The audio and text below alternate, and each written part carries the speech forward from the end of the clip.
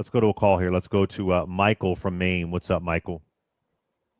Hi, Clay. I'm a conservative economic type person, and so I'm responding to you asking to call. I don't like what either the Republicans or Democrats are doing here, because they're both trying to play the public off as hostages so that they can push their agenda.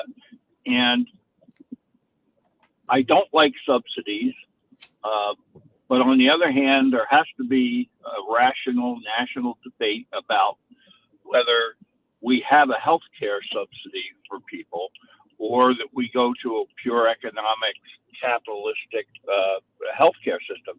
And so Johnson could do what I would hope he would do, which is to make a promise that if the Democrats go along with the CR, the first thing that they will attack publicly is this issue, because it has to be addressed one way or another. But Michael, we can't take any promises from Speaker Mike Johnson. I mean, Republicans in the House are blocking Washington, D.C. from getting $1.1 billion. So Democrats have to really use their leverage.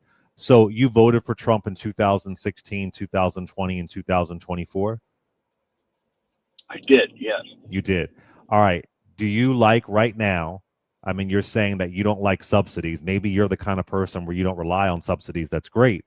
But right now, I don't believe Democrats are trying to push their agenda, as you said. They're trying to save health care for millions of Americans, Republican or Democrat.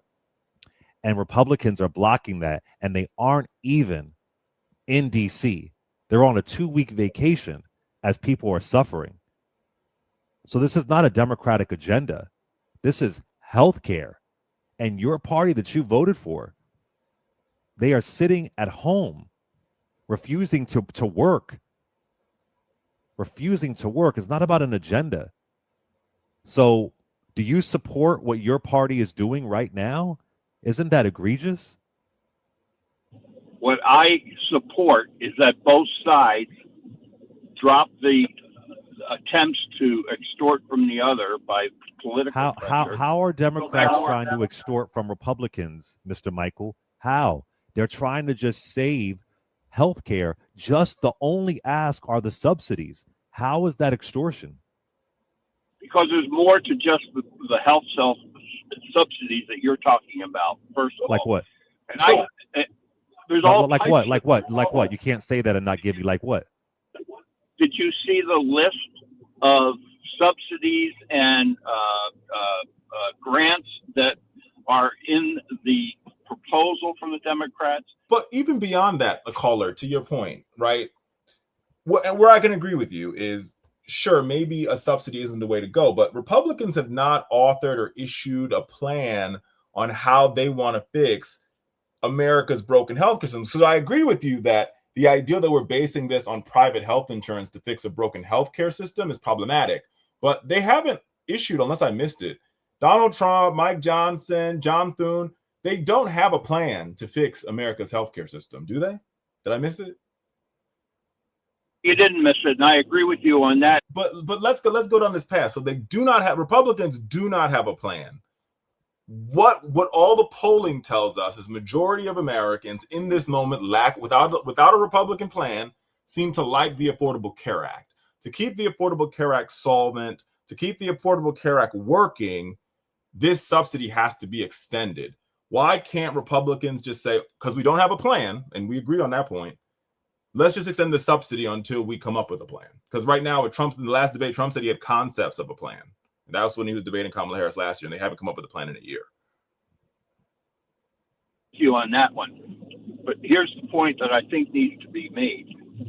You're right that the Republicans won't come out and specifically state the courageous point that needs to be made, which is we've got to go Austrian school austerity economics when it comes to government. And that the fact is that we've got to get, when you take subsidies out of healthcare, if you have faith in the capital system. But Michael, I got to stop you here because they aren't even in D.C. This is the party that you voted for. They aren't. The three of us are having more of a fruitful conversation than Republicans in Congress right now in the House. They aren't even in DC. And to add to that, I mean, I hear you around this ideal of austerity, but I think we have to acknowledge that one of the reasons why we're in this position is in order for a healthcare system to work, you have to focus and lean in on preventative care.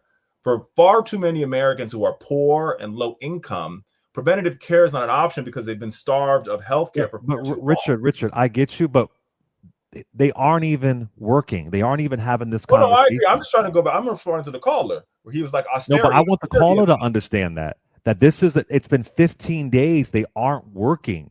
They aren't even trying to negotiate. Democrats have never done this, vanish when there's a government shutdown and say we're just not going to work. Michael, that's our taxpayer dollars. Are you going to vote for this party again in 2026? Clay, I will never vote for a party that wants socialism over capitalism. And unfortunately, that's where the Democratic Party is going. Hold on, wait a minute now, caller. The last time I checked, socialism per Webster's definition is when the government or the people own the means of production or owns companies. Since Donald Trump has taken office, the American people are now the owners of Intel. We're now the owners of NVIDIA. We're now the owners of, I mean, the American people are literally buying the U.S. We just spent $20 billion buying, upholding the Argentine economy. That's the definition of socialism. Last time I checked. Very much socialism. How's that not socialism? That's the definition of fascism. Oh, well, that's even worse. And that's even worse than. Well, no. You just then why are you supporting that party then? No. Then why are you supporting that party? If you think actually that's more socialism, what Richard is, but even if it is fascism, why would you support that? Again, Right, I don't. Do you support everything about the Democratic Party? You said no. You said would not. That was your line. Socialism. You gave your line. You said I will not support a party that is for socialism. And Richard just laid out clear socialist policies, socialist tricks and stunts from Donald Trump. And you say, well, that's fascism. So you're admittedly supporting a fascist. Are you supporting a fascist?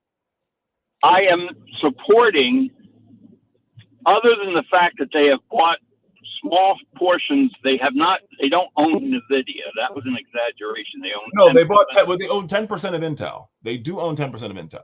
That's a huge portion. But that was your deal breaker. You said you would not support Democrats because of socialism. Now we lay out socialism to you, and now you're trying to move the goalpost.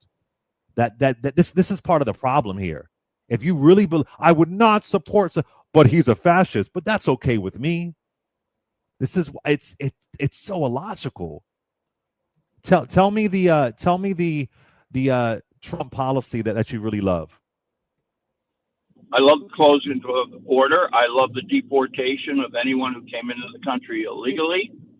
I love the way that he is dealing with NATO and making them more cost effective.